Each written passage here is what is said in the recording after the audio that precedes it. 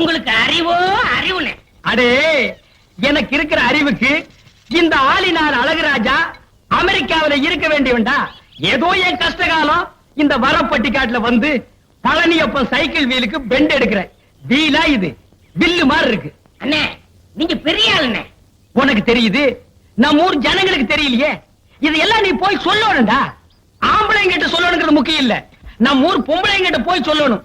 அம்மா, அக்கா, தங்கச்சி, அழகராஜன் ஒரு கெட்டிக்காரரு, பெண்ட் எடுக்கிறதுல வீல் நிமித்தத்துல ஒரு வல்லவரு, அவரு ஒரு நல்லவரு, இப்படி எல்லாம் போய் சொல்லணும். டேய், நான் ஒரு சிற்பி மாதிரிடா.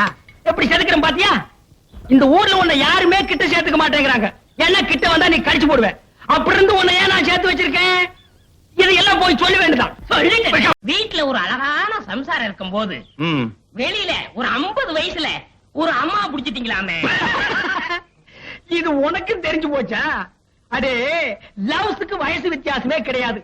எந்த வயசுலயும் லவ்ஸ் வரலாம். இப்போ ஆலையில ஓடுற கரும்புல அடிக்கரும்பா இருந்தா என்ன, நுனிக்கரும்பா இருந்தா என்ன? நமக்கு வேண்டியது வெள்ளம் தானடா கோமடி தலையா. ஆமா, அந்த அம்மா என்னமோ ஊமைன்னு கேள்விப்பட்டனே. இருந்துட்டு போட்டு, அத பத்தி நமக்கு என்ன? அடே, கோழி குருடா இருந்தாலும் குழம்பு ருசியா இருக்குதாங்கிறதா நமக்கு முக்கியம். எப்படி முடிச்சீங்க? வலை போட்டு புடிச்சோம். போடா கோமடி தலையா. அடே, பழம் பழுக்கலன்னாலும் இந்த ஆளினால் அழகுராஜா புகை போட்டு பழுக்க வச்சிருவான். இதெல்லாம் போய் ஊருக்குள்ள சொல்லு.